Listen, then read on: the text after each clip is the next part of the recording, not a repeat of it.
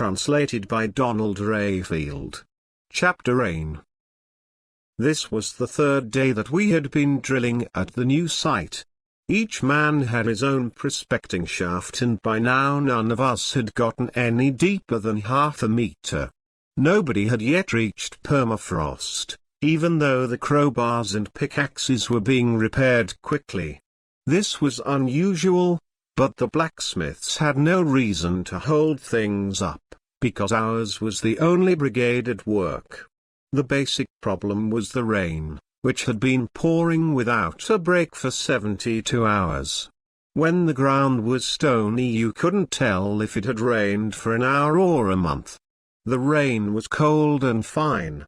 The brigades working next to us had been taken off the job and sent home some time ago, but these were brigades of gangsters, and we didn't even have the strength to envy them. Our guard rarely appeared.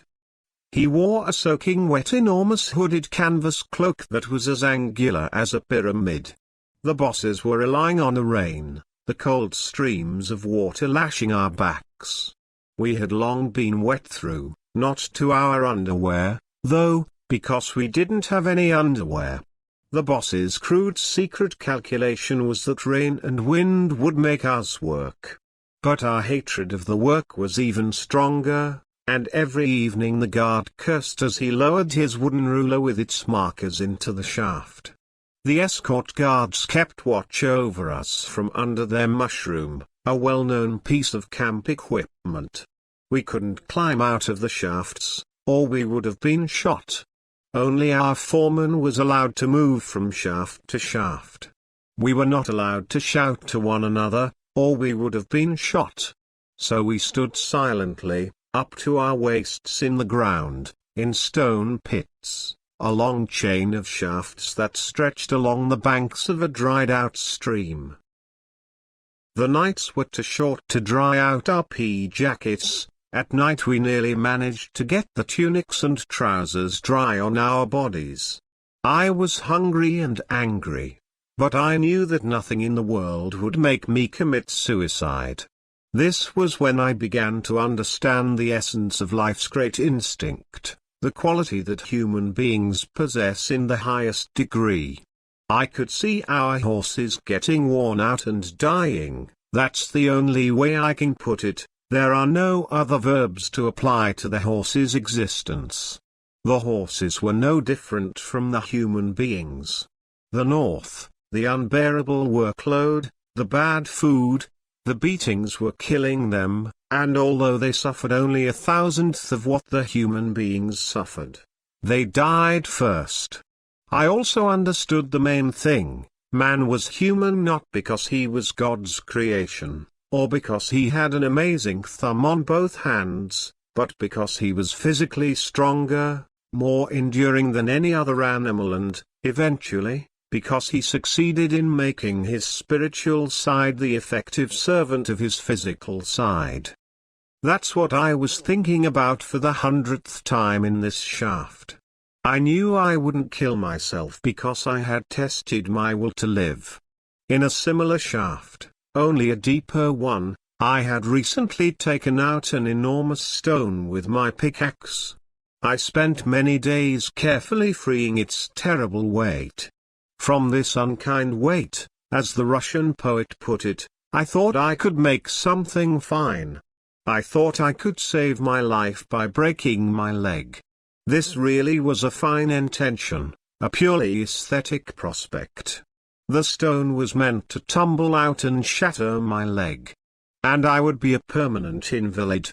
This passionate dream depended on careful planning. So I took care to find the right spot to place my leg, and I imagined how I would make a slight twist of the pickaxe, and the stone would tumble down. I'd decided on the day, the hour, and the minute, and they came. I placed my right leg under the hanging stone, praised my own calmness, raised a hand, and, as if it were a lever, turned the pickaxe wedged behind the stone. The stone started moving down the shaft wall to the place I had carefully calculated. But I don't know how it happened. I jerked my leg back. The shaft was tight, so my leg was squashed, and I had 2 bruises and an abrasion, a meager result for such a well-planned job. So I realized that I was no more suited to self-harm than to suicide. All I could do now was wait for small disasters to alternate with small successes, until the big disaster ran its course. The next success was the end of the working day and 3 mouthfuls of hot soup. Even if the soup was cold, it could be warmed up on the iron stove in a pan that I had made of a 3-liter tin can. I could light a cigarette, or rather a stub I could beg off our orderly Stepan. That's how I waited, mingling astral questions with trivia, soaked to the skin but calm. Were these reflections a form of brain training? Certainly not. This was all quite normal, it was life. I understood that my body, and thus my brain cells, were short of nourishment. My brain had been on starvation rations for such a long time, and this would inevitably result in madness, early sclerosis, or something worse. I found it a cheering thought that I wouldn't live that long, that I would never live long enough to get sclerosis. The rain poured down. I remembered a woman who had passed along the path near where we were working and who paid no attention to the guards' shouts. We greeted her and thought she was beautiful. She was the first woman we had seen in 3 years. She waved to us, pointed to the sky, at some angle to the firmament, and shouted, "Not long, boys, not long." We answered with a joyful roar. I never saw her again, but I have remembered ever since how she found a way of understanding and consoling us. When she pointed to the sky, she certainly didn't mean the next world. No, she was just showing an invisible sun setting in the west, which meant that the working day would soon be over. In her own way she was repeating Goethe's words about the mountain peaks. What I was thinking about was the wisdom and magnanimity of this simple woman, who was or had been a prostitute, for there were then no other sorts of women in these regions. The sound of falling rain was a good accompaniment to these thoughts. The grey stony riverbank, the grey mountains, the grey sky, men in torn grey clothes, all that was very easy on the eye, very much in harmony. Everything had a monochrome harmony, a satanic harmony.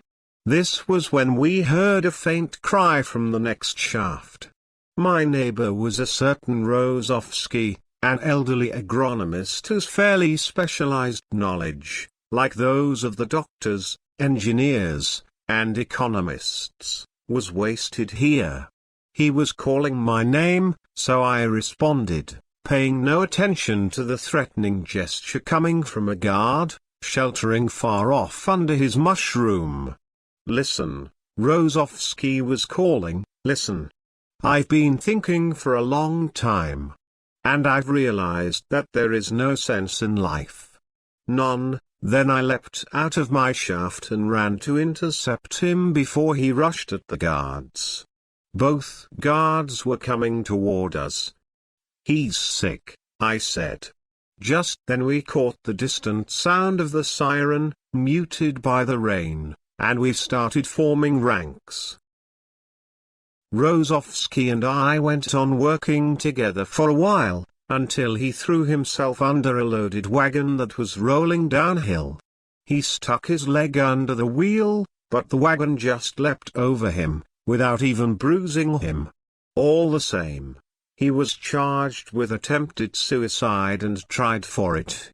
We then parted, for there was a rule that anyone convicted after a trial would be sent to some other camp.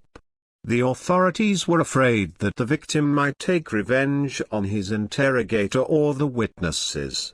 That was a wise rule. But there was no need to apply it to Rozovsky.